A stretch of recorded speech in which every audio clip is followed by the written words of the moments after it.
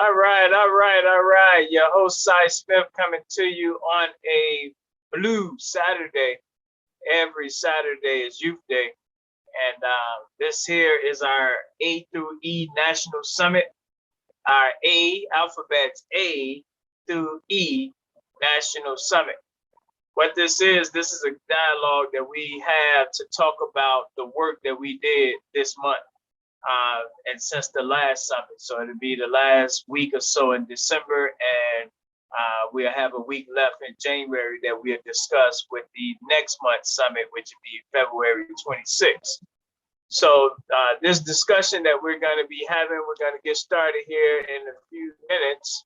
This discussion is going to be centered around the work that A through E last name personnel was able to take care of, and we hope that people will see value in what we're doing and join on board twice a year. Only 2 times a year that we're asking people to be active with what we're doing. For those who don't know, the National Block Club University has been around a very, very long time. I'm the founder. Spent a total of 27 years working on this concept, and we are in a great position to see something that we just never seen before in terms of Black coordination. Every single Black person being empowered to do whatever it is that they want to do, and it'll be because you have access to all of these blocks all over this country. And so that's why we say we think this is going to be monumental, is because in my 47 years, I've never seen a system like this that's going to allow me to have people as far away as LA, San Diego, financially helping my dream, what I aspire to do. So that's why we think this is going to be a game changer, is because we have that system, and we just working out a few kinks right now to get people to see how to operate it, how to use it, and we're going to go from there. So I want to do a few things here before we get started. We always open up with roll call, moment of silence for all our people who transitioned since our last meeting, which was December 18th was our last meeting, because we had the holiday on the 25th. So moment of silence for all those who are hurting right now because of the loved ones that they lost.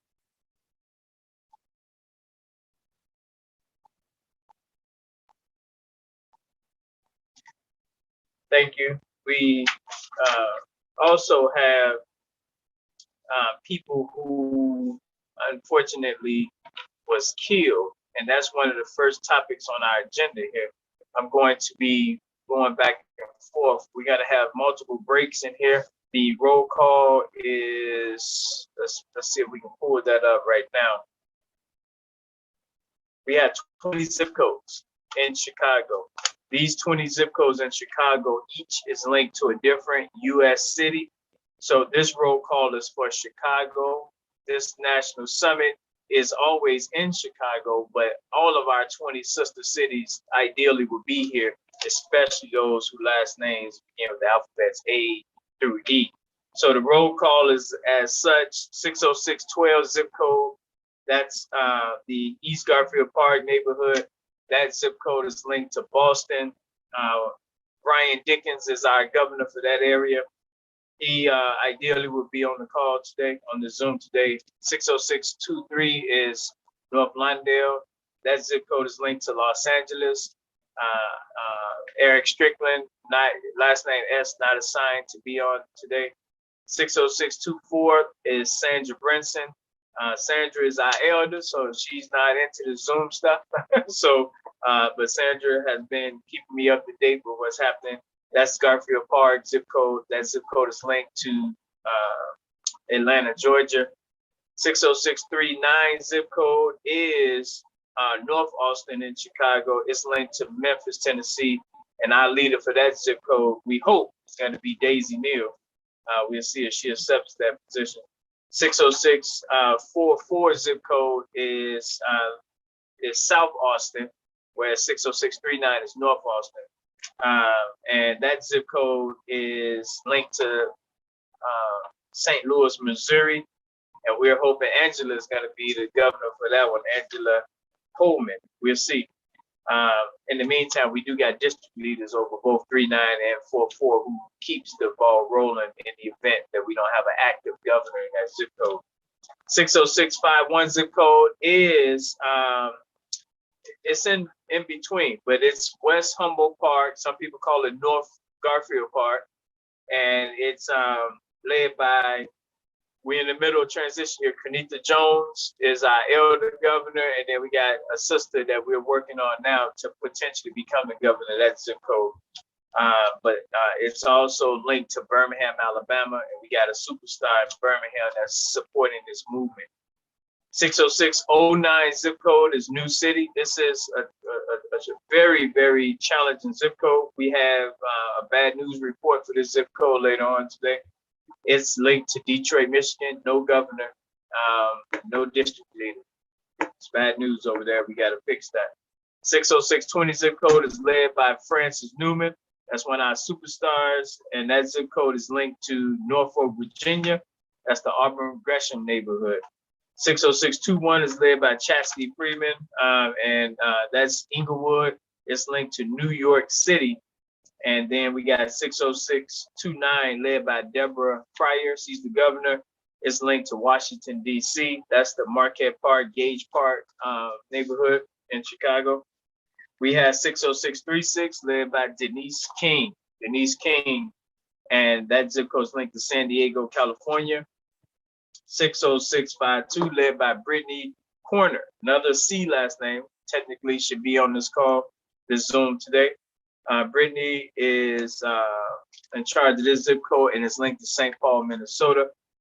60615 zip code is led by Joe Murrows as the governor. So M not slated to be on today, and that zip code is linked to New Orleans. And then 60617 is Chrissy Williams. That zip code is linked to Kansas City, Missouri. 60619, Erica Dunn. Technically should be on the call today. That's 60619 Chatham neighborhood, and that zip code is linked to Philadelphia. 60628 is Governor Charles Robinson. That zip code is linked to Dallas, Texas, where we do have Billy Carter as the leader there, and technically Billy should be on zip code. I mean, his last name is A through E. We have 60637. That zip code is led by Claudette Reddick. That zip code, which is Woodlawn, is linked to Milwaukee, Wisconsin, and Milwaukee is led by Reba Brown Boost. So technically she should be on today. 60643 zip code is Diana Barnes in Chicago, Washington Heights neighborhood. That zip code is linked to Cleveland, Ohio. So Diana Barnes technically should be on today. 60649 zip code is led by Rachelle Lindsay as the governor. That zip code is linked to Miami, Florida. And then the last one is 60653 zip code, which is in transition as well. We may have a person who's going to take over being the governor of that zip code. That's the Bronzeville neighborhood. That neighborhood is linked to Gary, Indiana. So that's our roll call for our local Chicago headquarters leaders, and then our national leaders as well. So what we go into at this point, our first break will be at 3:20. So at 3:20, we're going to go into break. And well, no, we'll come back from break at 3:20. We'll go into break at 3:17. So we talk about the good news, and then we get into Mississippi. So at 3:10, we start talking about the good news. Then at 3:15, we go into Mississippi and Bucksport, South Carolina. So what I would say the good news is, looking at the last 30 days since we met, the good news is we have seen Black people pool money together. We've seen Black people support each other. So these narratives of what we won't do, we are seeing the opposite of that. We're seeing us pool. I'm going to be talking about this during the economic hour at 3:40. We pulled together over $16,000 to help this organization do its work last year. That is big, because you go to some banks, they won't give you $300 in a loan or $500 in a loan. To get $16,000 from Black people primarily is a big deal. And I just want to make sure from a good news perspective, when I looked at the year and saw that number, it made me smile. And the key is those people got their money back, with the exception of our $5,000 1-year loaners. So we got a year to get that back to them. But the point is, that's some really good news, because that's us doing for self. And we talk about what we won't do, and that's a big deal. We also, I think, from a good news perspective, this is a new year. Some of our warriors didn't make it into this year with us, so the good news is we're grateful for their service, who helped in the past, and now they're in the ancestor status. So the good news is we're going to make certain that we honor them and we pay tribute to them. And we do it by the last names A through E this month, next month F through K. So I just love making sure that we can spread and continue their legacy and what they've been doing with us. The good news on the future, looking ahead side, is me as the chairperson and CEO. I have a clear focus this year, and the clear focus is to go and speak to business leaders in all 20 of our sister cities, and raise $5,000 in doing it in each of our sister cities. So I'm on a 6-month plan before summer, before the children get out of school, to go and speak to our 1,000 Black businesses and hopefully collect $100,000. That's $5,000. That's 50 businesses in each city paying $100 to come hear me speak. That $5,000 is going to be used to hire 3 people in their city to implement what we're doing. So that's really good news. It's clear. We still got our other plans with the $100,000 for Chicago. That's going to put 60 people to work in Chicago, while I'm working on the 60 people nationwide. And that should start to see real dividends in our neighborhoods, block by block. All right, so those are kind of 4 good news nuggets for you guys. We're going to get into Mississippi now, and I'm gonna see if I can pull up and share on the screen with you guys what we've done with Mississippi. And the good news, I know we offer good news, but what we did in the last 30 days with Mississippi is we have 108 small towns in Mississippi. And let me see, where did I put it? Here it is, right here. So 108 small towns in Mississippi. And we have it now where we group together under 400 people populations of Mississippi, between 401 and 1,000 populations of Mississippi, those between 1,001 to 5,000 populations, 5,000 to 16,000, and then we got 17,000 and up. The reason why that matters to us, and it should matter, Mississippi is the Blackest state in the union. That's one thing. And it's the poorest state in the union, meaning your dollar goes the furthest. You buy a house there, you get much more house than you would get anywhere else in the country. So the way we have it set up, and I'm not going to read all these towns, but I'm going to read some of these towns for each one of these groups. This is what it looks like. If you go on my page, you see it's all categorized based on how many people live in that town. So we have, just think about this. I want you to hear this. We got towns in Mississippi where Sartia is 26 people in the whole town of Sartia. In Winstonville, Mississippi, that's up in the Delta, Northeast, 120 people in the whole town. Walnut, Mississippi, 214 people in the whole town. Falcon, Mississippi, 161 people. Doddsville, 290 people. So when you hear that, for us being in the North or out West, bigger urban neighborhoods, you got on your one block probably that many people. So when we think about a town that might be 1 square mile, think about the impact we can have on that town. Think about the impact we can have, since it's such a small population and small area. Think about what we can do constructively and positively to impact a small town like that. So that's a big deal, and I want you guys to hear. That's the smallest. Between 401 and 1,000, we have places like Bentonia, which is 479 people in that town. You got Woodville, 674 people. You got Tunica, 413 people in Tunica. Sledge, 457 people. Patterson, 698 people. So these towns, which none of those names probably jump out at you, but these are a lot of them have majority Black people in them, and these are smaller. Then we have the bigger towns between 1,001 and 5,000. So these names might, you know, Belzoni is the catfish capital in the world. 2,157 people there. We had Charleston, where Morgan Freeman is from, the famous actor Morgan Freeman. Charleston, 1,570 people living there. Crenshaw, Mississippi, 1,093 citizens there. We got Drew, Mississippi, 2,068. Durant, 2,368 people. What else we got? We got Tutwiler, 3,448. We got the guy there. He's a rapper now, and he's connected to some Atlanta rappers, so they're getting some energy over there in Tutwiler. We got Moorhead, Mississippi, 1,520. Marks, Mississippi, 1,757. Macon, Mississippi, major for us, 3,338 people there.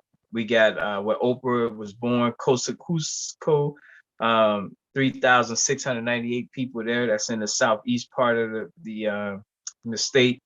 We got Friars Point, Mississippi. That's in the Delta northwest. That's 1,395 people. Let's move to the bigger ones, 5,000 to 16,000 people. These are Batesville, Mississippi, which is 7,245 people. Biloxi, 9,298 people. We got Clarksdale, 15,792 people there. Cleveland, 5,904 people there. Greenwood, 14,490 people there. Grenada, 11,879. We got Moss Point, 9,389 people there. Natchez, 14,615 people there. Centobia, 7,840. West Point, 10,626. So I know I'm giving you a lot of numbers. We only got a few more here to go. 17,000 people to 30,000. This is only 10 places left with that type of population there. Greenville, Mississippi, they got 29,570 people. That's a big city down there. Pascagoula, 21,809 people. We got Vicksburg, 22,332. We got Ocean Springs, 17,000. Gulfport, 71,573 people. That is a lot of people for a Mississippi town. We have Hattiesburg, 48,730 people.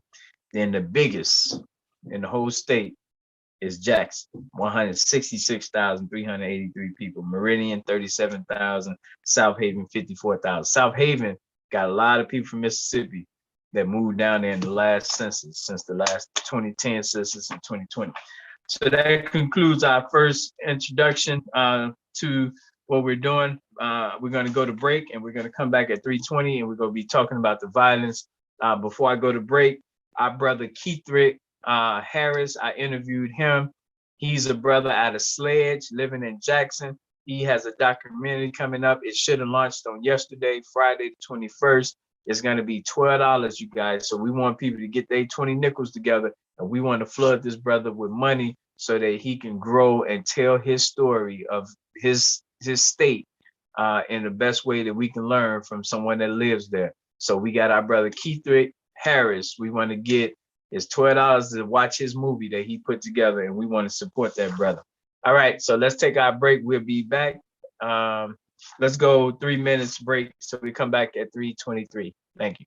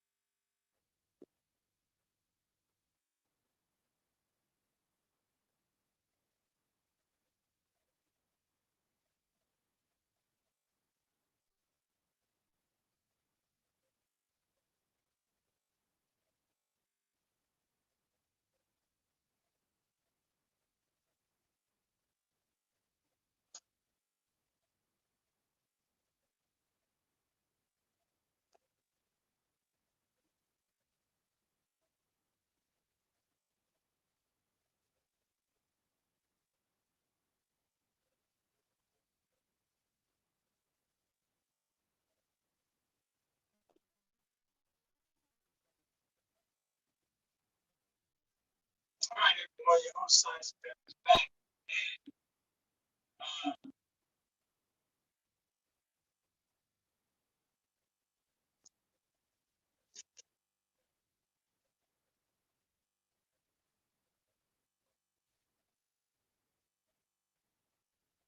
okay,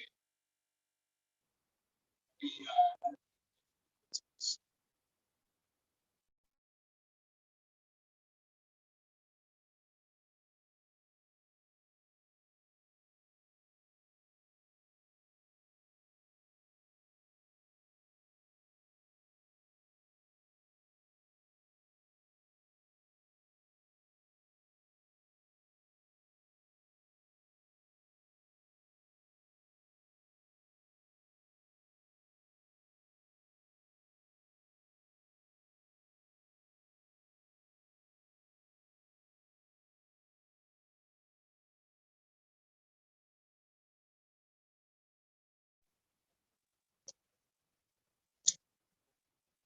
all right, everyone, your host side Smith coming back to you from our break.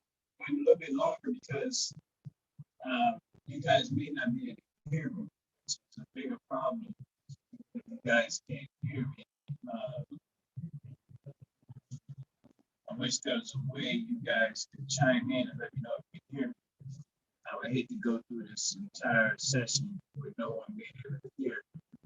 That wouldn't be good. Well, as soon as we get this worked out, we're going to go right into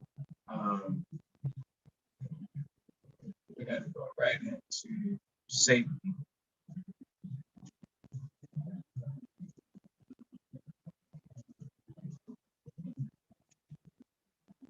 Now, what I'm going to do while we're waiting on this, you guys, I'm going to run a quick test and see if I can hear from a live anything that I said in the last 30 minutes.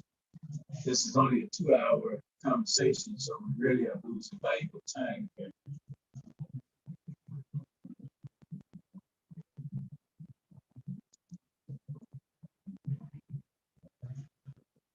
Okay, good. Everything is working. All right, so we are good to go. We are good to go. All right, I actually feel a whole lot better. Thank you, guys. All right, so let's rock and roll here. We ready to go. We speed up things here because I slowed us down with these technical problems. So we ready now. So let's get into this piece here now. The next session is safety. And last month we talked about, which was December 18th, we talked about mailing out to all our 20 US cities about the money that they're pouring into trying to make the murders go down, the carjackings go down. And so I put together a list of how much money was being put. So we had $250 million for Chicago, $170 million in Atlanta, $75 million in Detroit, $7 million in St. Louis, $45 million in Milwaukee, $90 million in Miami, $125,000 for Birmingham, $17.5 million in New Orleans, $800,000 in Dallas, $80 million in Memphis, $400,000 in Kansas City, $2.9 million in St. Paul, $250 million in Cleveland. Couldn't get LA numbers or San Diego numbers for violence prevention. $12.8 million in Boston, $155 million in Philly, $750,000 in DC, Norfolk, $71 million, and then New York, either $23.7 million or $237 million. I'm not sure on that one. But this here is based on several factors. This is what either the Attorney General were doing with money from the federal government, or is what the state came up with to do something to stop the violence. Majority of that funding, though, is going to be spent, unfortunately, on violence interrupters. And the challenge, it says my audio, you guys can hear me, but I heard it. So the challenge with violence interrupters is that is putting a fire out right then and there. So if we spend that much money on the resource for now, what are we pouring into making sure that that 10-year-old don't grow up and become a person needing another violence interrupter? We, National Block Club University, have a motto of PRE. That's prevention, resources, enforcement. PRE. And so we believe it has to be a balanced approach. It's not just all resources, it's not just all enforcement, but prevention as well, which is why we have K through 12th grade awards, competitions, things of that nature, because we got to get those young people and keep them away from becoming the resource draining people down the line. So anyway, those were the numbers. On our agenda, we got a section carved out for missing persons. So we definitely got to talk about our missing persons. That's a part of our public safety piece. And we, got some serious work to do when it comes to keeping our people safe. So anyway, those were the numbers. Now here are the murder totals that we have so far. 309 murders in Detroit, 61 murders in Norfolk, Virginia, 485 murders in New York City. We have 277 murders in DC, well, the DC metropolitan area. We had 38 murders in Boston. We had 158 murders in Atlanta, 346 murders in Memphis, and that was a record. 132 murders in St. Louis, Missouri, 182 murders in Kansas City, Missouri, 560 murders in Philadelphia, 191 murders in Milwaukee, 48 murders in Gary, Indiana, 836 murders in Chicago. Each and every one of those murders, unexpected deaths, tore a family and loved ones apart. This is totally unacceptable. And HSN is the solution. HSN stands for Habits, Schedule, Network.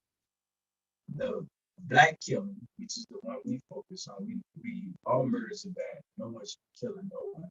But the black murders is where our expertise is. And so our black murders, a lot of it has to do with emotions and how people feel. We are very personable people, and so disrespect is met with sometimes the dysfunction of killing someone over perceived disrespect.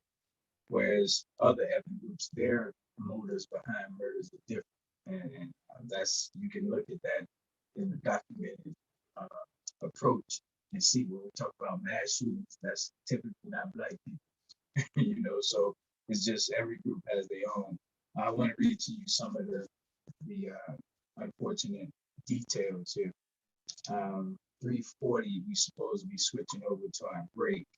So I got started a little bit late, so we're gonna push that back a little bit, you guys, because I gotta get missing persons in here. But this is just some of the stuff happening. In New Orleans, a dismembered body was found in the freezer in the Ninth Ward. That was 2300 block of the Line Street.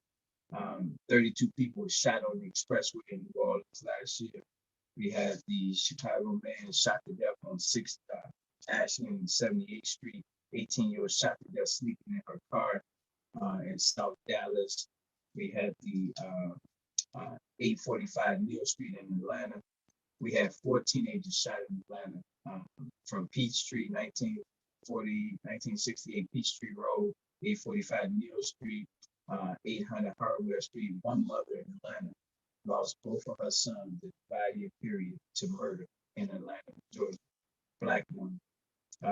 We have 18-year-old shot to death lying on the sidewalk in Birmingham. He was a senior at the high school there, getting ready to graduate. Now he's dead. 2-year-old boy shot to death in North Memphis on January 13th. 56-year-old man shot to death in Birmingham. Hickory Hills Apartments, we had a Memphis man shot to death at the Greyhound bus station. The man was shot in Memphis. Unacceptable, totally unacceptable. Over $12, over not wanting to donate $1, $12. Our remedy, our key contribution to this destabilization in our community can't be taught and implemented in these other cities because we don't trust collectively where our $12 is going. We want to know more and not release this that can get all 20 of our cities on the same coordinated page. So this here is just the list, unfortunately, of people that shot, killed, stabbed, keep that because that's why we exist, is to eradicate that and stop this foolishness from happening to our people. We pray for all those family members who are hurting because they love what was taken from them so unexpectedly. And we're going to do all that we can to keep trying to get black people to pull money together so that we can get prevention, resources, and enforcement to turn it around. All right, missing person, we switch and then go into break. Missing person. So 60619 is the Chatham neighborhood in Chicago. That is our headquarters for all missing persons in Chicago. Because Chatham, that's of course linked to Philadelphia. Philadelphia is our national headquarters for all missing persons. We have 2 people that was found in our database this month in January. One in Florida, the other one in Birmingham. But unfortunately, we had 6 people that came up missing, that was reported missing. I don't want to get into the details of each one of those persons that's missing, but I want to talk about what we can do differently when it comes to missing persons. First, Black people are more spread out than we've ever been. So when a Black person comes up missing, they can be anywhere. If you're in Gary, Indiana, compared to a Chicago, the highways in Gary literally go from the East Coast, New York City. It goes West Coast, north to North California. It goes, so you can be anywhere if you come up missing inside of Gary, Indiana, because of the highways. It also goes north and south. You know, you can go to Detroit. You can get all the way down to Memphis to 65 and 80. So the point is certain mitigation factors we should be placing in when it comes to missing person. It starts with your block. On your block, if someone was missing or being trafficked, would you know? So that's the first indicator. You answer that question, you know. And most people, 90% of people we believe will say no, they won't know. So let's work on getting that number down to where you would know. How would you know? Do you know the cars that should be on the block, that are typically on the block? Is there a vacant building that's wide open on the block? Is it a vacant lot? They got shrubbery where someone can be and you could know a body was over there. So just first taking a visual look at our landscape to see how easy and convenient is it for someone to be a body dumped or missing, or someone being trafficked on the block. The more you're in tune with your surroundings, with your block, your neighborhood, we call them villages, it makes it easier to let your radar pick up and detect something wrong. Then what we want to do as an organization every Monday, safety day, so every Monday, fine tune this. So let's work on getting to know our neighbors. We're not saying be friends, but do you have a phone number of a neighbor in front of you and back of you, on the left and right of you? That's your own protective bubble. That's your own protective shield.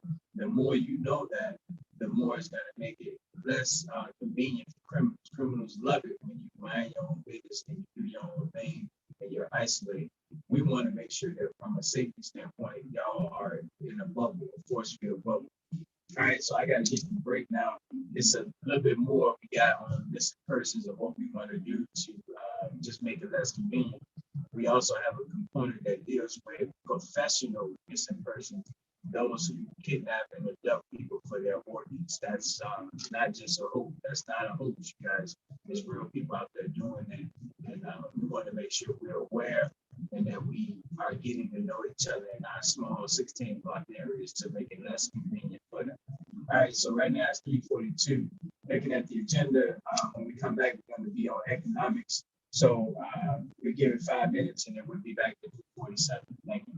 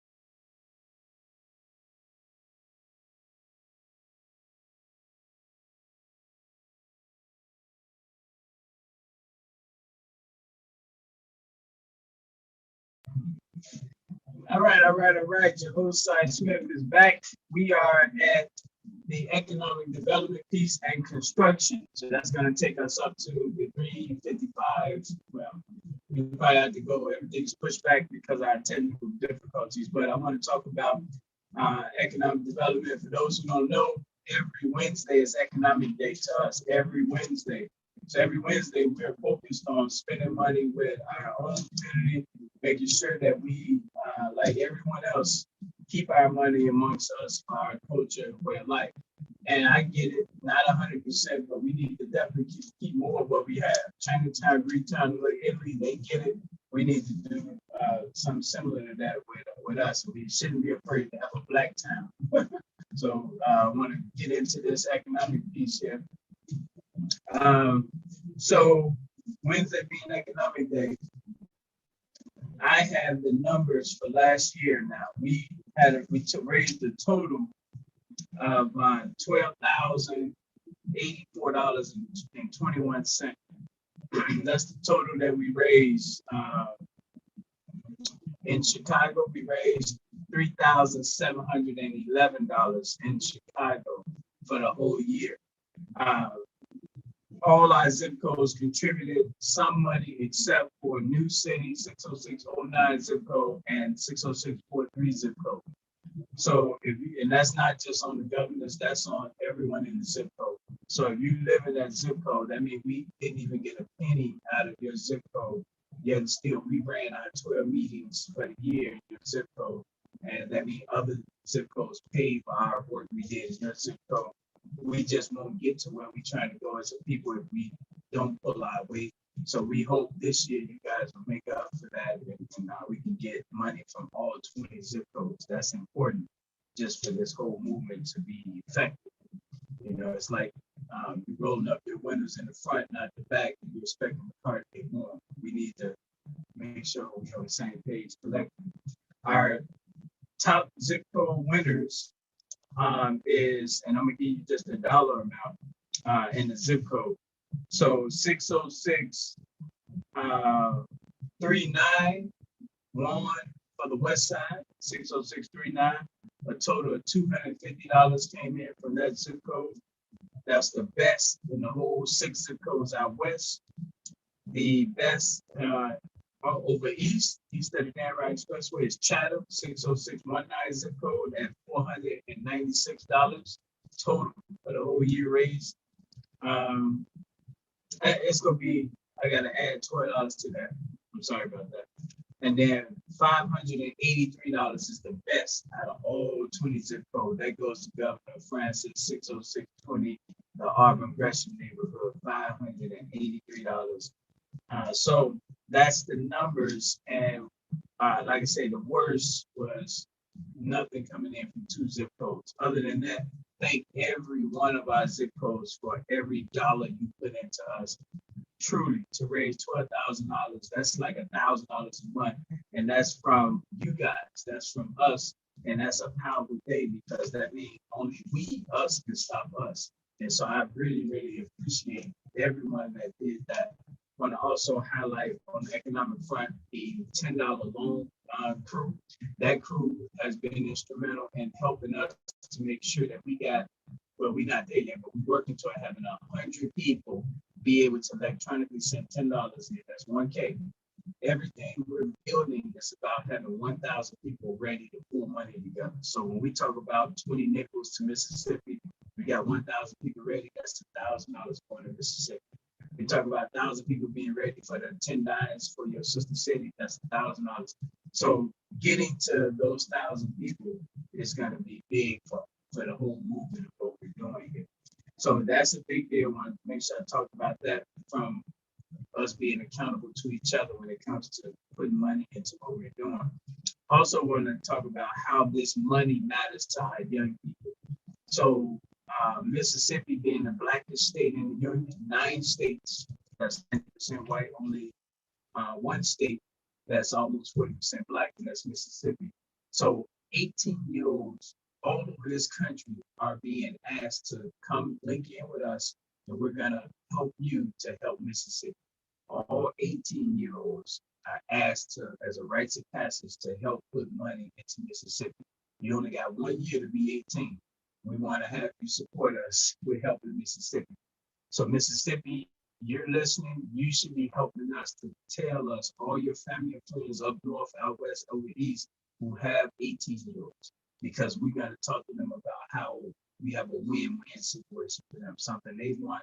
And if they do that, it's going to be a win with Mississippi with you guys. All 19-year-olds are going to help get raise money to travel to Gary, Indiana for the career conventions. So that means we're going to have 19-year-olds in Boston having the young people travel to Gary. We're going to have the 19-year-olds in St. Louis helping the young people travel to Gary.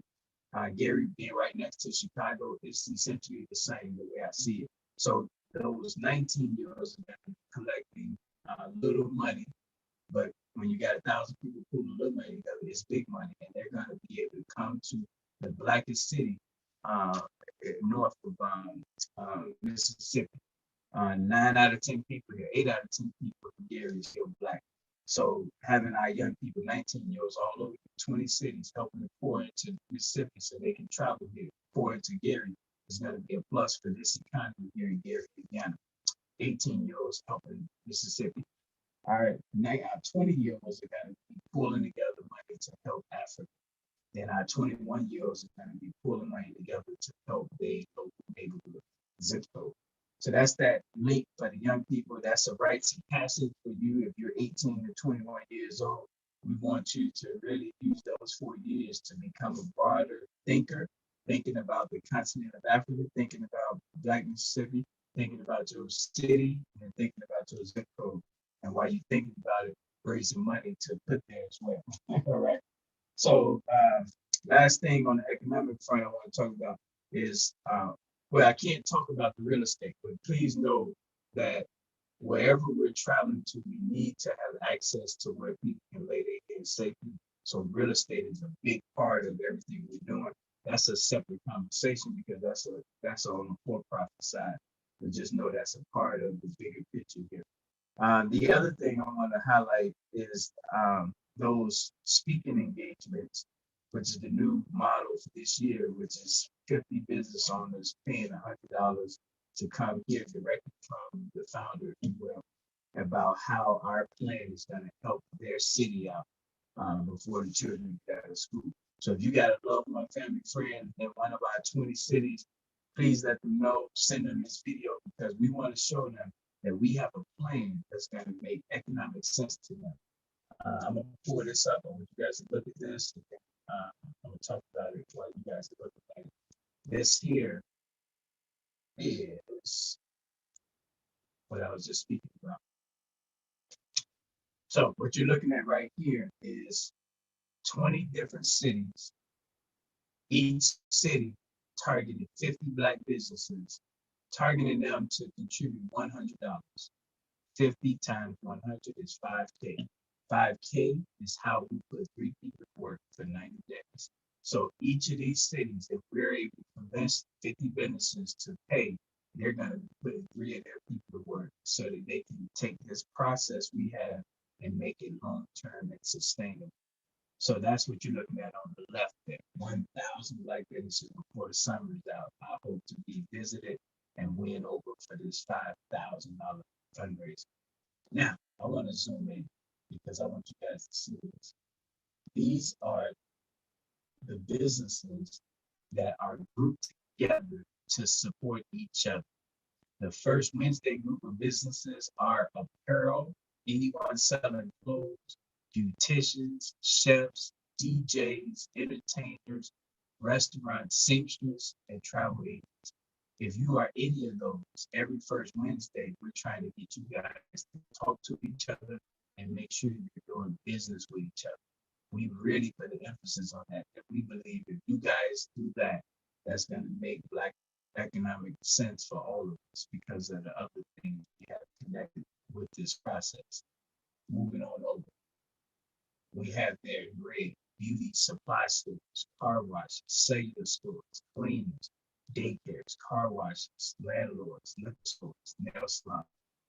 We believe that you guys come together and operate as a unit every second Wednesday. Again, we're going to get an increased revenue coming to you, increase your traffic customer base, because we are block by block and we have access to the residents. Moving along, third Wednesday in blue, all accountants, barbers, dentists, doctors, funeral homes, landscapers, lounges, massage/skincare, movers. That's also truck drivers. Every third Wednesday, we want to see you guys come together and be supportive economically, sending customers to each other so we can track and monitor that and make it grow even bigger. Finally, the fourth Wednesday, this is the biggest one. Auto mechanics, authors, bricklayers, carpenters, corner stores, electricians, journalists, martial arts, lawyers, marketers, painters, plumbers, and salespersons. Can you guys come together every fourth Wednesday and get strong? All right.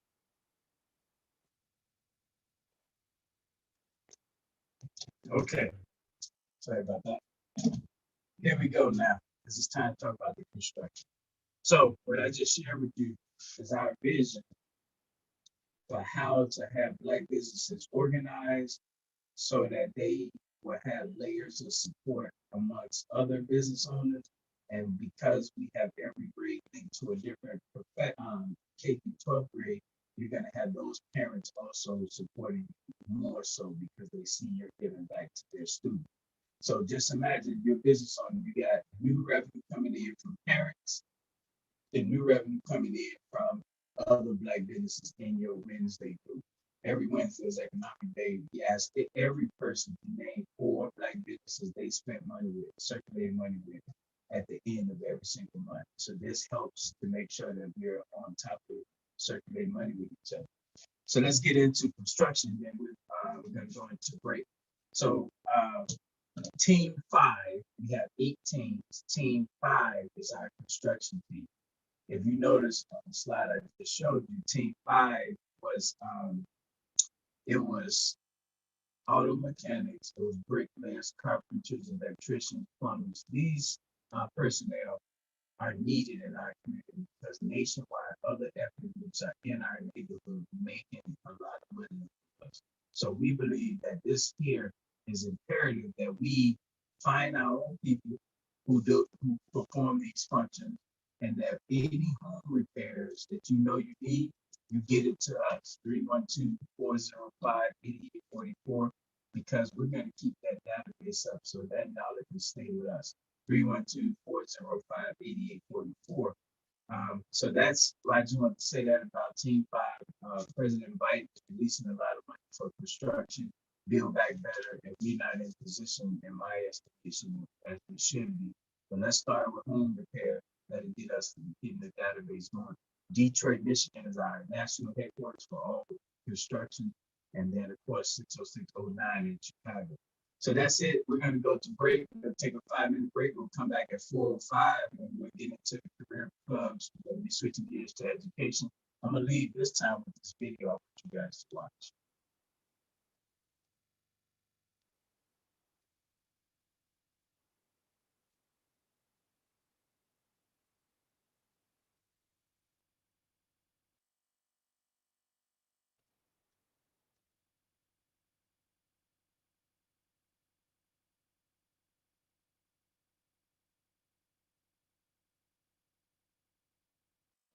The atmosphere is enormous.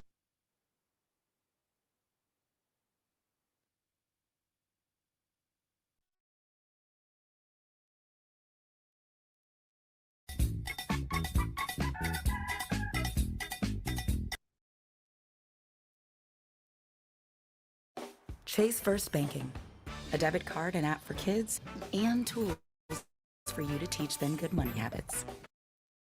Brings home a paycheck 4 times larger than the one. A buying power they've never enjoyed before. They're good products for practically all types of goods and services. All too often, though, they're overlooked prospects.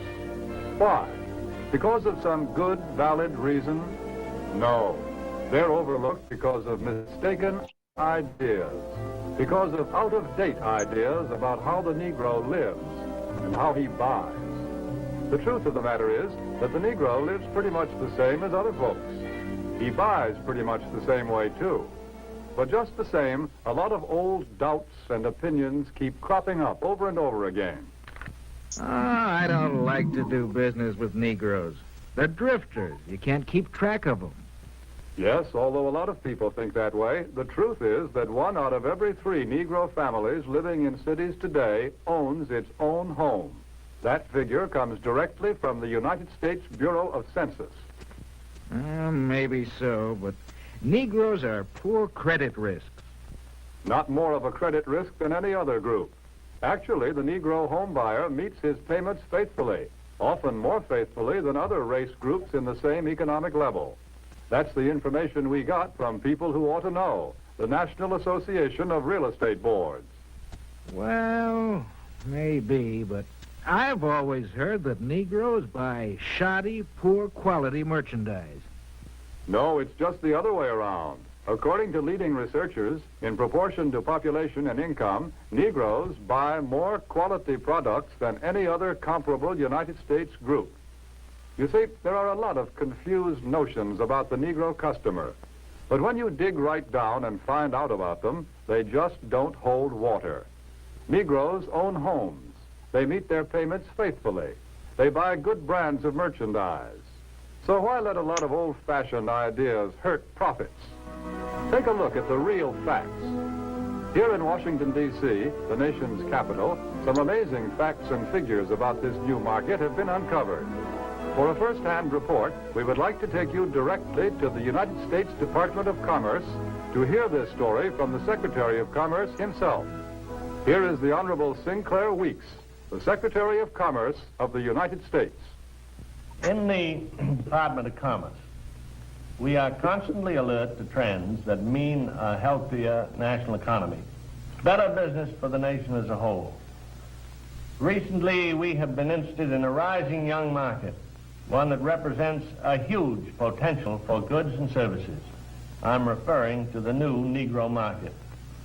The tremendous buying power of this group is backed, of course, by an increased earning power. The average Negro family's income is at a record high. In fact, since 1939, it has increased more than the average income of all other Americans. Just take a look at a few figures. An official Department of Commerce report shows that at least 1/3 of the Negroes living in cities earn from $2,000 to $5,000 a year. Today, the average Negro wage earner brings home a paycheck 4 times larger than the one he collected in 1939. As a whole, the Negro market has a total income of about $15 billion every year. And after taxes, Negro families still have many billions of dollars to spend. Here is a buying power that cannot help but have a tremendous effect on our national economy and on business prosperity in general. When these dollars are spent for a wide range of goods, services, and employment, business everywhere is bound.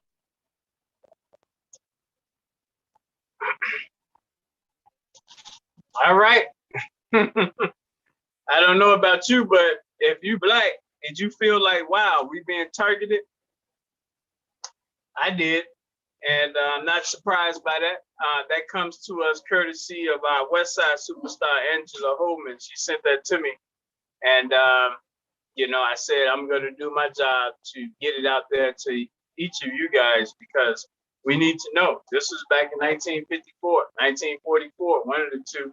And it just says something that the black spending power, 15 billion, now I understand it's at 2 trillion.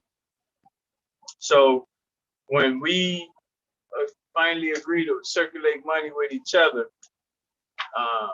we can get a lot of people attention. All right, let's just say that. A lot of people who's ignoring us now and not respecting us, we'll be able to get their attention big time. All right, so right now we're going to switch gears and talk about education. For those who don't know, every Tuesday is Education Day. Out of our 8 teams that we have, team 4 is education. The teams are designed so that everywhere you go, we have a consistent format. So team 4 out of 8 is education. So if you're in Boston and you go to LA, team 4 Boston, which is our educators and students, is the same team 4 Los Angeles. So it's giving us a national structure that allows us to know the language no matter where we go. That's important when we think about the big picture of what Black people have to do going forward. We have to have our own language, if you will. It's bad enough I'm not a real Smith, you're not a real Jackson, Moore, Davis, Edwards. That's our slave master's name. We don't know our own real last name. So it's important to have a language that was created by us and for us. And teams 1 through 8 is just that. That's making sure that we have business, team 1, protesters, team 2, safety people, team 3, education, team 4, team 5 is construction, team 6 is race relations, team 7 is food, and team 8 is legal. So having those 8 teams and educating all of our people on what those 8 teams are, it allows you, no matter if you're in Boston, Detroit, St. Louis, Milwaukee, to kind of speak with the same language. So team 4 education, and every Tuesday being education day, we took kindergartners all the way to 12th graders, and we linked them to one different profession. So barbers, for instance, has all 8th graders. And so we're working to get barbers all over the nation to say, hey, I'm gonna support the 8th grade in my zip code. And as we do that, we're gonna start to see more young people feeling connected because of that connection. And so those businesses, and I think I shared that with you guys before, we wanna get them, if you're a business owner, we wanna get you to commit to that 1 grade. And of course, we're not the only organization you work with. So that's just when working with us is 1 grade. All accountants got 9th graders and so forth. So I want to show you one more clip, one more item here as we talk about education.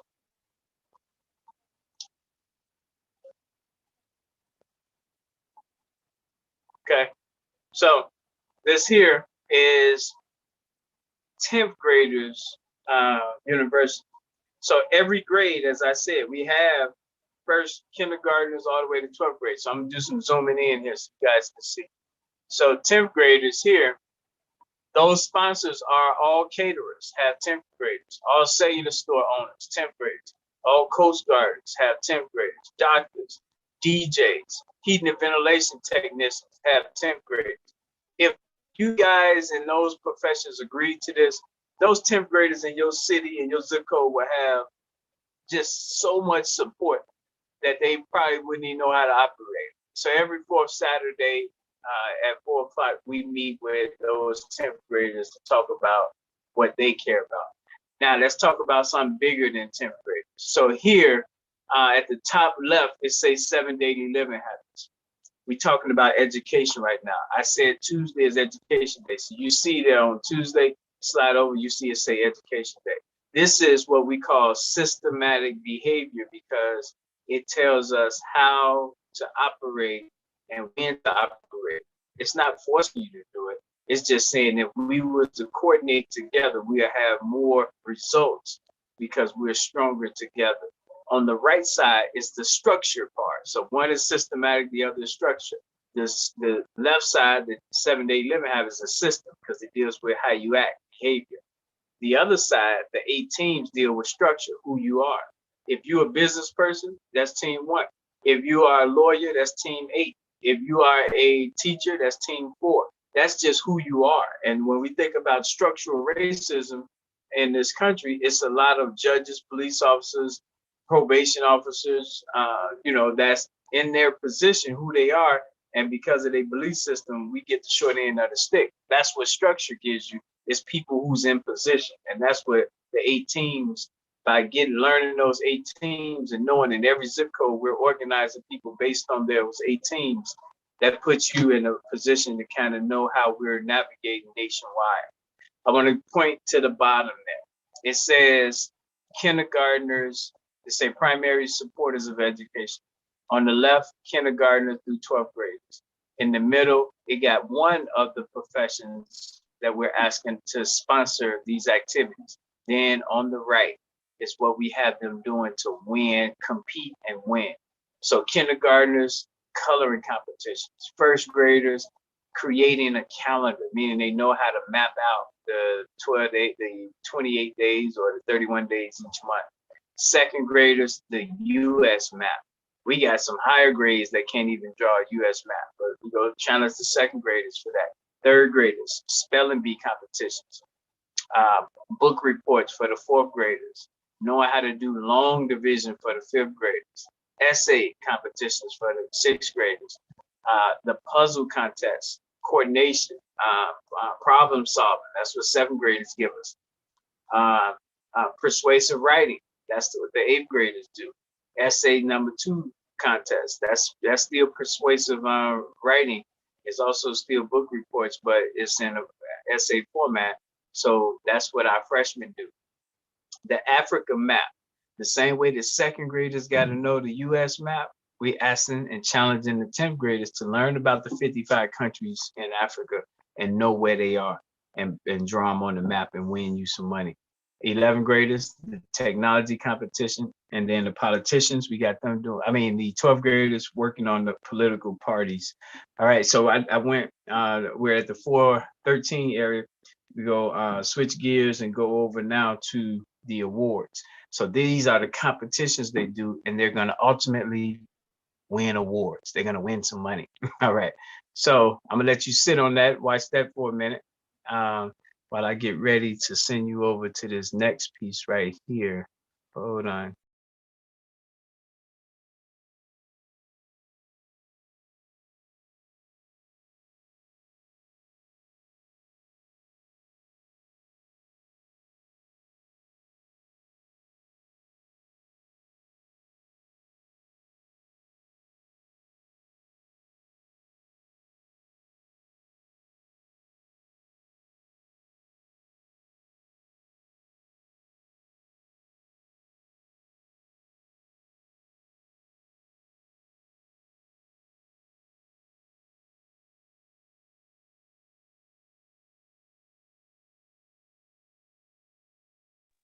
As you guys are still looking at that, like I said, we're going to switch gears a little bit here and talk about the money. So let me pull up that slide there for the money. Give me one.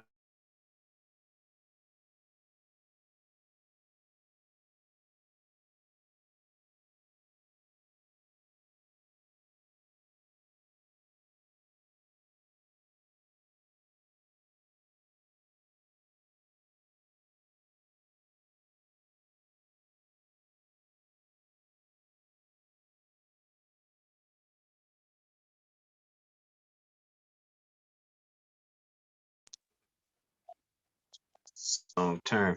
This is the youth piece and what we need them to do and where the money is going to go. So as you can see there, the 18-year-olds collect nickels that goes to Mississippi. And as you can see, the 19-year-olds and the rest.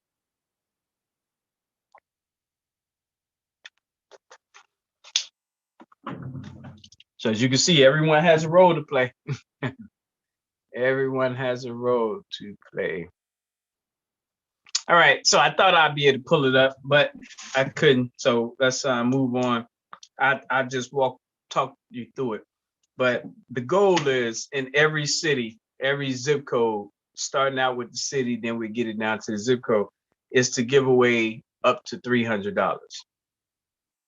The budget being $3,600 a year is doable. And $300, when you think about all these professions coming together, makes it manageable, even in a poor economy. So we think our young people are worth it.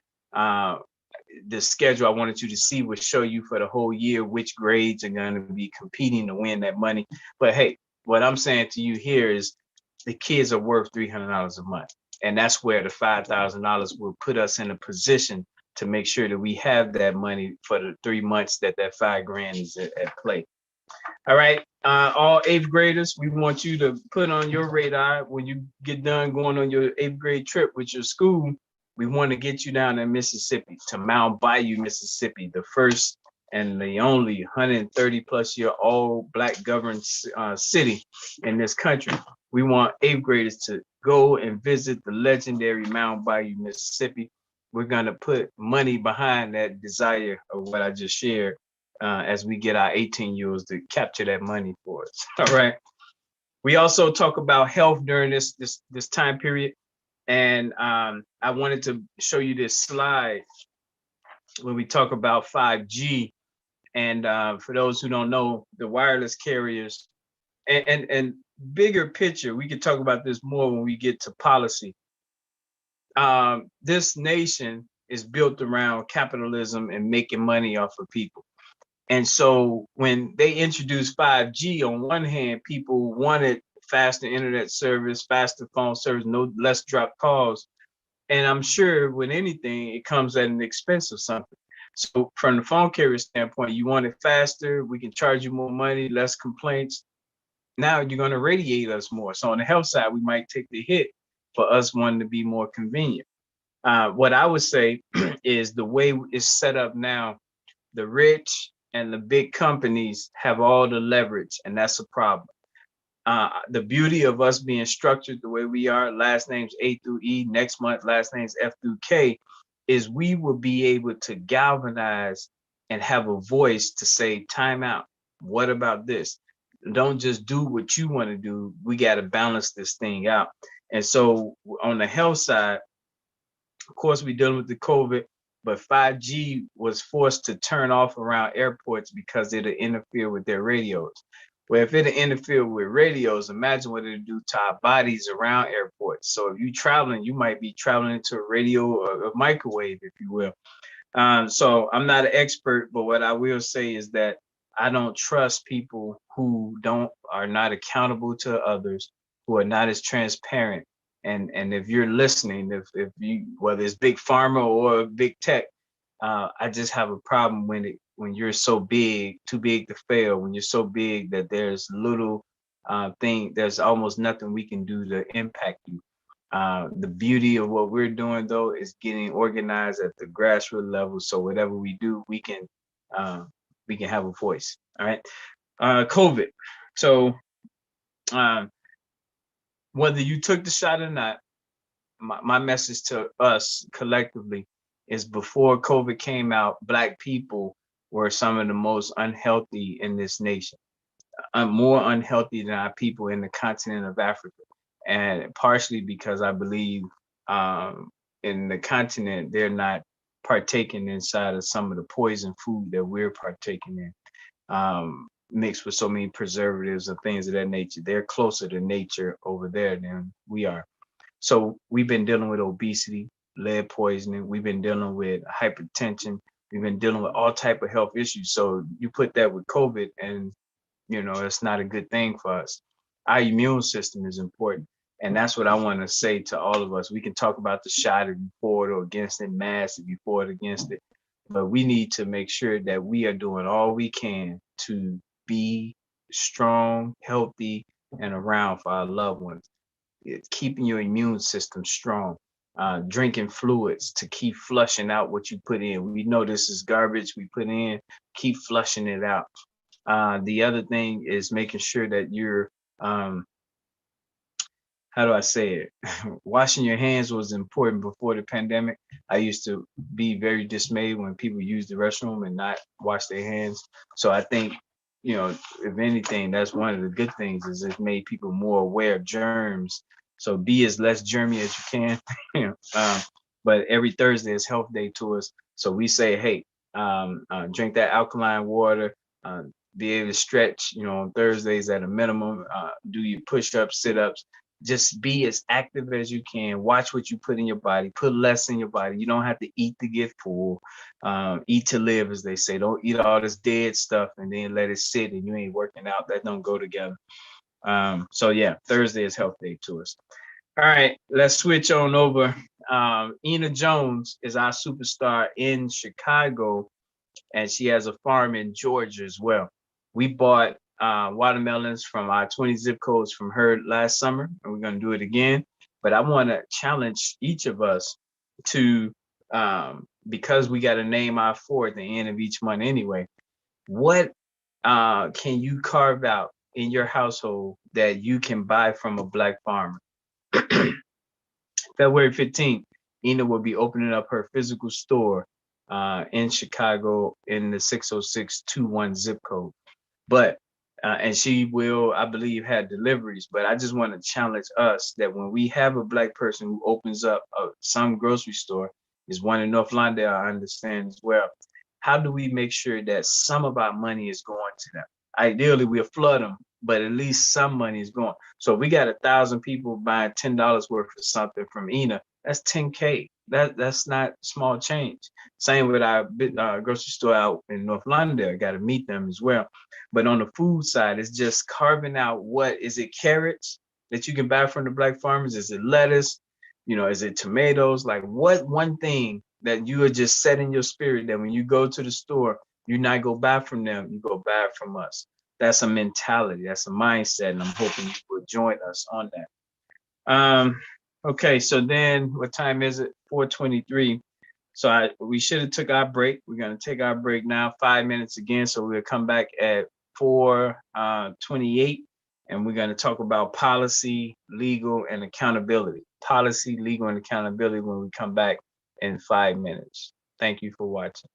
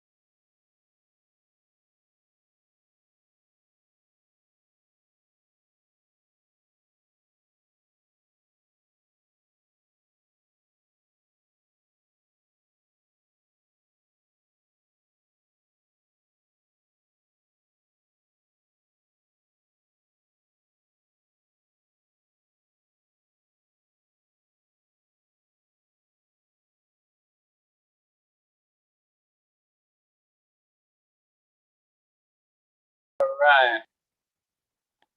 All right, everyone. Your host, Cy Smith, coming back to you. This is the A through E National Summit, where we talk about all things dealing with our community for the last 30 days. Next month, his last name is F through K. I'm going to read to you some last names of some people who might tickle you if you knew they're part of the A through E family. They just don't know it yet. Angela Bassett, last name B, Bassett. Bill Cosby, Anthony Davis, basketball player. Mariah Carey, David Chappelle, Bobby Brown, Ellen DeGeneres, Miley Cyrus, Alec Baldwin, Mary J. Blige. They're all part of the A through E National Summit, whether they know it or not. And hopefully one day you guys know them, pass it on. We'd love for them to join us on this every 6 months. We won't bug them again until July. Every January and July, his last name is A through E. All right, so now we're back and we're going to talk about some policy. There's so much going on right now in the United States of America. Of course, the House Committee is focused on January 6th of 2020 or 2021, what happened with the insurrection. A lot of misguided people and some very evildoers went down there and overtook the Capitol. Minister Farrakhan had 1 million black men there in D.C. and not one person even thought about going to breach the Capitol. So it just shows you the difference. But one group is feared, the other group is just normal. That's part of the supremacy we deal with every day. I want to read to you some things that's happening from a government standpoint that's real troublesome.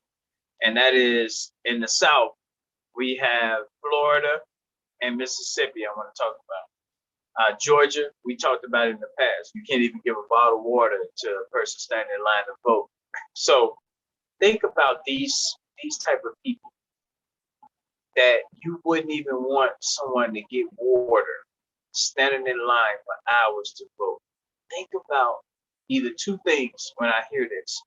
Think about the evilness of a human being that want to do something like that and vote for something like that, or giving them the benefit of the doubt, a coward, a person who's not strong enough to say no and go against their party or their people who's pushing foolishness and evilness. So either you're a coward over here, afraid, or you got some mental evilness in you, spiritual evilness in you, one or the other.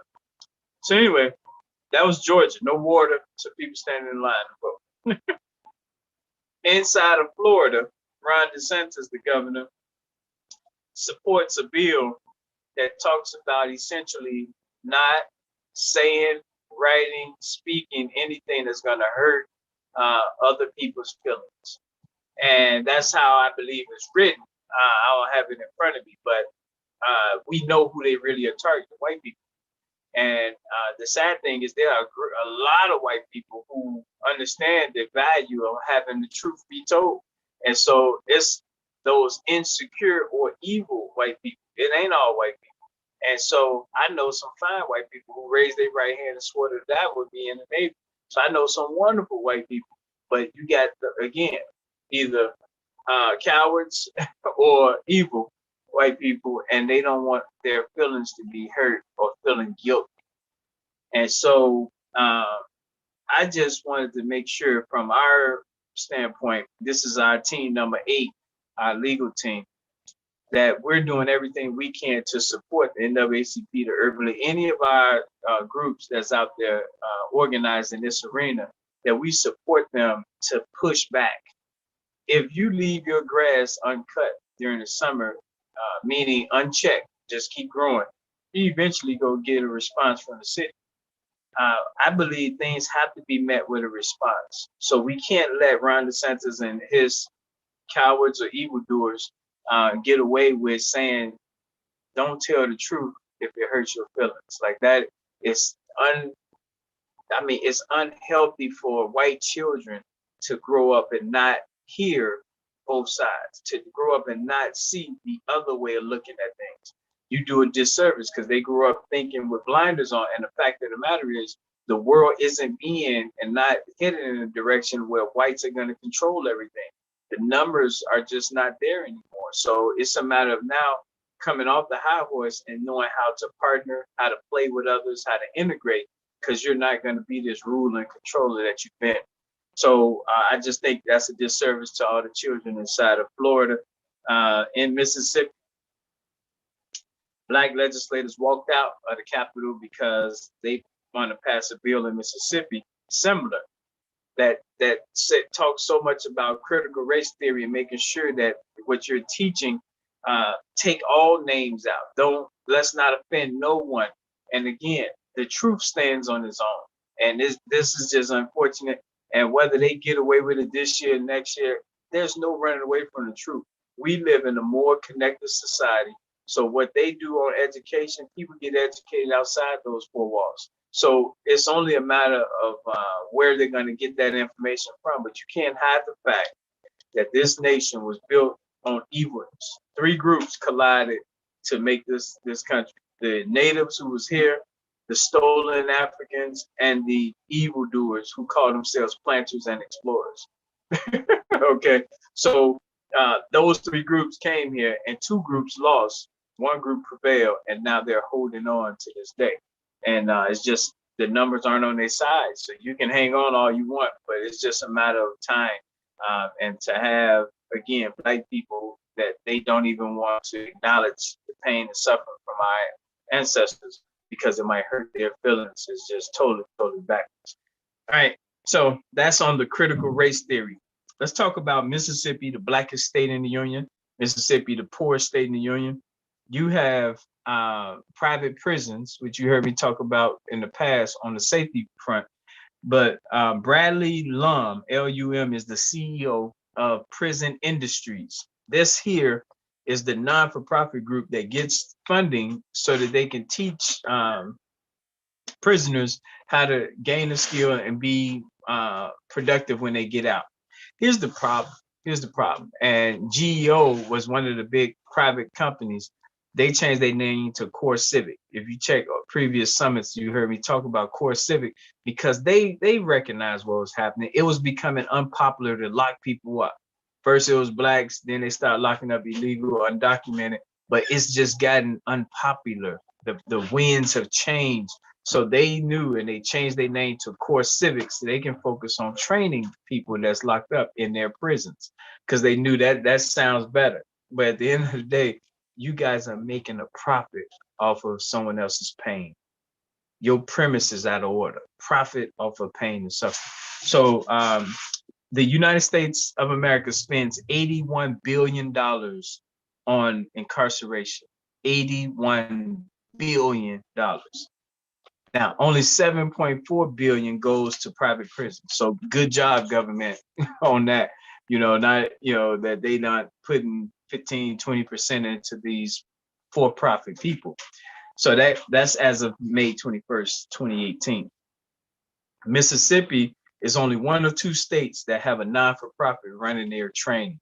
So other states use this Core Civic and them, but only two states, and Mississippi is one of them, that has a non-for-profit, meaning it can't make a profit. You can pay exuberant salaries, but you can't walk away with a profit. So Mississippi is one of two states. I'm not sure how I feel about that. Later on, I come back and give you guys my thoughts, but I want to say having a non-for-profit is a good thing better than for-profit. That's what the emotional response is.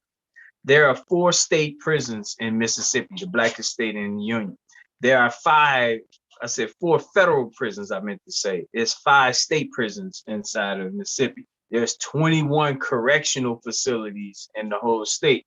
Now, in the past, you've heard protests and things like that happening because of the mistreatment of prisoners. And I get it. You're a prisoner, people not jumping for joy to come and fight for you. But when something is very blatantly racist or egregious, Black people stand up typically for that. And so we had that in the past with the treatment of prisoners that made people literally pack in cars and go down there and protest. One was in Gina, in Louisiana, we had that situation. But going back to these prisons. Now, Central Mississippi Correctional Facility, Mississippi State Penitentiary. You got South Mississippi Correctional. These are some of those, the bigger state prisons. Then you got East Mississippi and Meridian. That's a private prison, and Wilkinson inside of Woodville, Mississippi. There are 15 prisons in Mississippi run by the counties. Now, without doing my research yet, I'm gonna go deeper. Without doing my research, I want to bet that majority of the prisoners are Black. I hope I'm wrong. I would love to be wrong, but I got a feeling that majority of the prisoners are wrong. There's a 2.8 million people in the state of Mississippi. It's one of the least populated states. 2.8 million. A million of them are Black. 1.8 million are others, primarily whites. So I'm almost certain that it's probably not a lot of whites, percentage-wise, compared to Blacks in these prisons. All of them, not just the federal, state, but the counties as well, all of them. We're going to continue doing our work on that. That's part of a policy that we want to just look at. Wisconsin farms their prisoners out to other places where they got low prison numbers. We got to stop that practice. We're going to stop that policy where they have to stay there. Don't make it hard on families trying to visit their prison loved ones. So that's on that end. So we talked about on policy, we talked about critical race theory, we talked about the private prison making profits. We talked about the insurrection. The last thing I'm gonna talk about on the policy side is when you think about National Block Club University and the way we're organized and structured, if government, these inner cities with all the money I named, if they want to work with us, we don't want their grants. We made that clear a long time ago. But what we can do to help them is if you have $1 million for your, 10,000 young people for the summer, what we can do is we can take them and we'll have them go through our curriculum that's going to be life altering versus doing what you're asking them to do, which is probably pacifying them. So by you funding them, now they're going to listen to us and they're going to do retirees, adults, and youth for carpenters, retirees, adults, and youth for nurses, retirees, adults, and youth for bricklayers. We're going to have them in a pipeline that's going to add value to their life, link them with an elder and a person in their prime, and is paid for by your tax dollars. All right. Also on policy, real quick, we talked about the immigration and reparations. We for reparations. We think there's no way around that. You must repair the wrong that was done. All right, no way around that.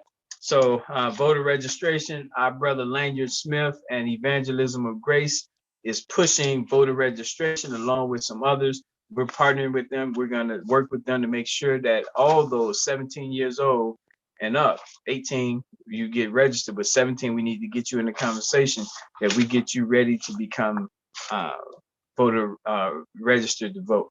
You got to vote. We believe we got to walk and chew gum at the same time. We got to play games in their system by voting, but we also got to build our own. So thank you guys so far. We're going to take a 5-minute break. We'll come back at 4:45. Thank you.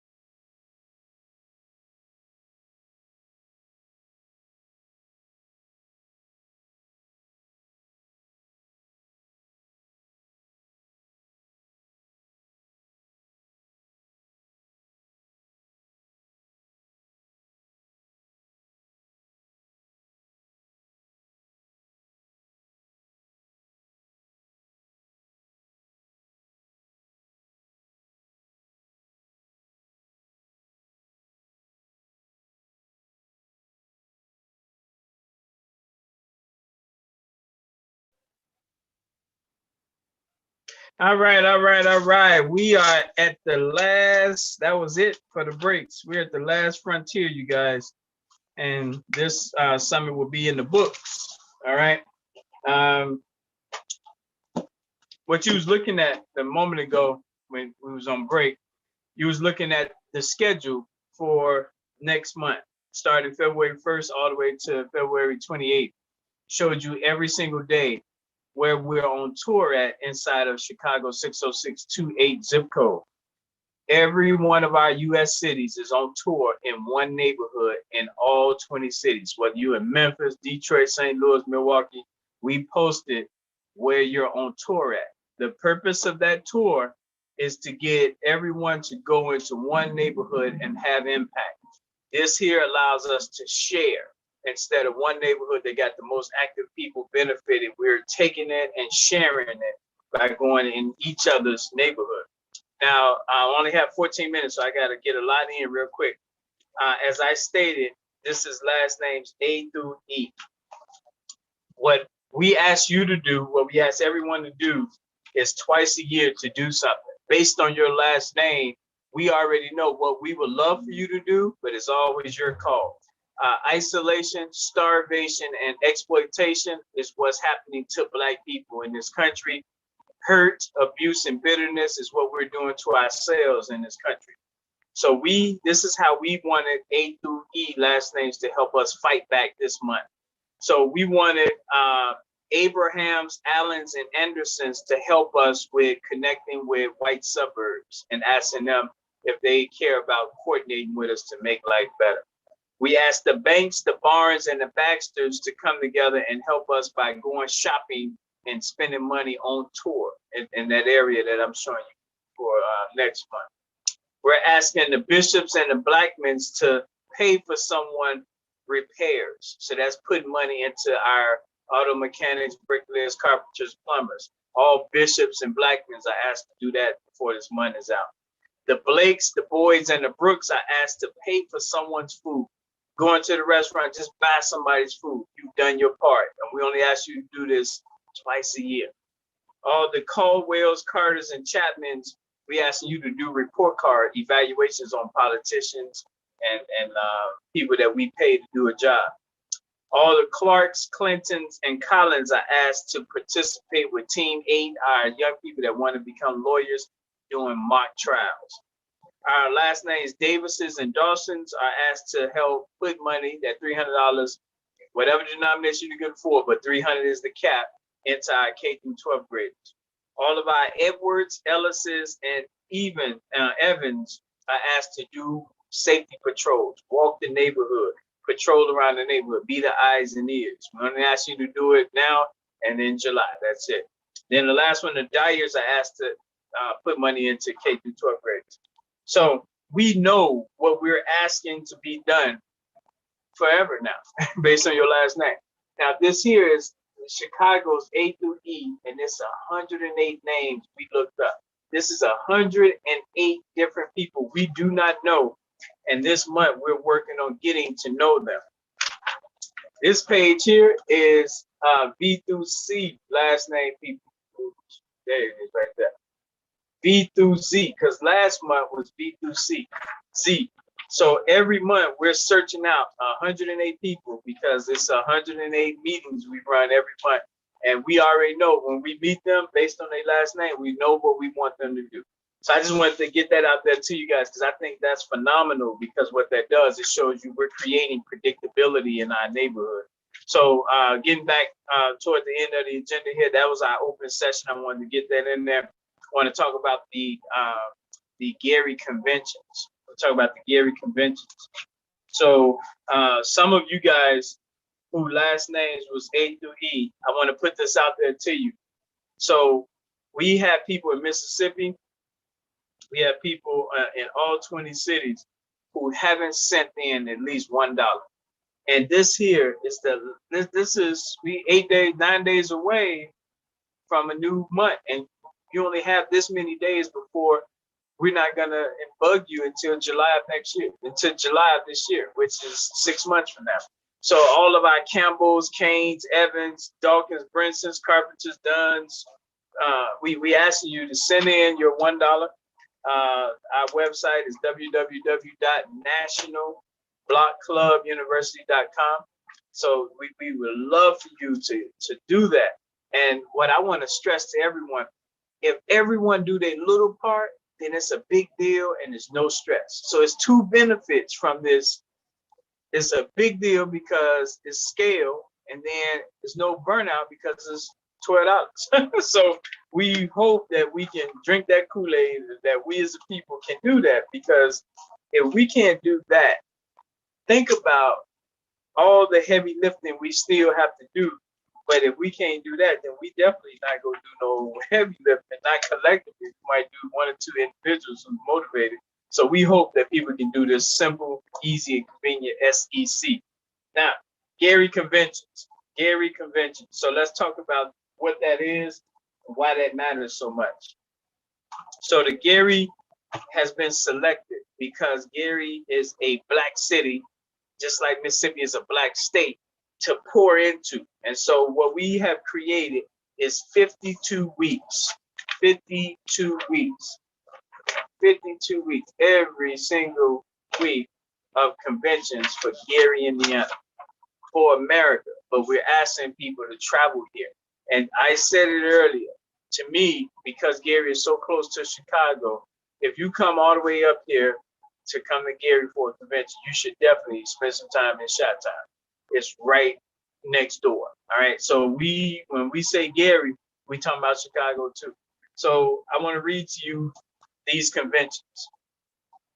Every January, the Auto Repair Convention, the Farming Convention, the Missing Person Summit, the Veterinarians Convention. So in every one of our 20 cities, as we find veterinarians, detectives, farmers, we're telling them about this annual pilgrimage to Gary, Indiana, to spend money and support Black people there and fellowship with each other and come up with a theme for the next year. February is Black History Convention, Photographers Convention, Entrepreneurs Convention, and Outdoor Fishing Convention. Same format. March, the Nursing Convention, the Doctors Convention, the Africa Convention, and the Science Convention. April, K through 3rd grade convention, 4th through 6th grade convention, 7th and 8th grade convention, high school convention. May, Women Power Convention, Landlords Convention, Landscapers Convention, Book Authors Convention. That's every May. June, Accounting Convention, Graduate Convention, Men Power Convention, and Engineers Convention. July, the Religious Convention, the Police Convention, Truck Drivers Convention, and Lawyers Convention. August, Political Convention, Military Convention, Martial Arts Wrestling Convention, Sales Marketing Convention. Then we have September, Firefighters Convention, Barbers, Beauticians Convention. We got the Poetry Convention. We got the Arts Convention. And then we move on to October. October is the whole month is Love Senior Citizens Month. Friday is Love Senior Citizens Day. The whole month. The first week in October is all about the 1600s, the history with those elders. The second Saturday weekend is the 1700s. Third, the 1800s. Then fourth, the 1900s. So in October, we get to walk through history, and that's going to be empowering to all of us. Then in November, remember, November, December is holiday month, so it's crammed a little bit. But November, our journalist convention, our chef convention, our caterers convention, our sewing convention, and our homeless and housing convention.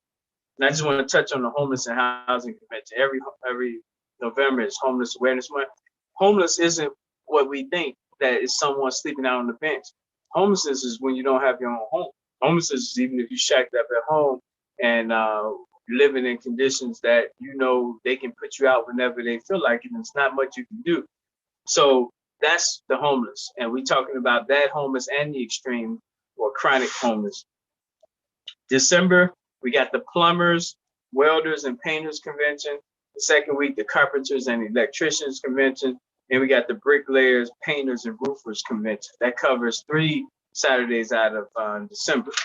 And what we need this year is, because of COVID, we're going to be doing it via Zoom. There's a pamphlet, there's a brochure pamphlet for every one of these conventions. This stuff costs money. And this is why, again, money matters. $12 a year matters. But with the conventions, we're selling t-shirts. We eventually get to the place where we're selling hats too. But you at least purchasing the t-shirt or the hat will put money into this whole operation. And we want to encourage you to do that, because as we get more and more people doing that, let's just say this becomes a job, and it'll be a job in all 20 cities to help those cities raise money to get to Gary. That's a beautiful thing. It sounds good. All right. So we at the 3:55 mark. We did excellent. Now is the final part where I'm just going to talk about next month. We're going to get us up out of here. Next month starts in 11 days. I misspoke. I said 9 days. It starts, today is the 22nd. So 11 days is the 31st. And so what should happen? Hopefully, after watching this, you guys will send in your money. This whole effort is being held up because people want more information before they send $12. We have people giving up, dying right now, and we have something that no matter who they are, it's a lever that they can pull to make them feel a part of something and prevent them from giving up, prevent them from going out doing something they go regret. And over $12, $1, we're not funding it. So shame on us. Hopefully we're going to do better, because we need that in order for this thing to really work the way we envision it working. So I hope our A through E people will do that. Next month is F through K. Hey, next month we're trying to see where you at, Morgan Freeman. So we'll see where you at, Morgan Freeman. Last name is F through K. And so anyway, we're on rotation to the 60628 zip code. That's the far south side, Governor Charles. I'm here in the Midwest, so I'm ready to do a physical summit.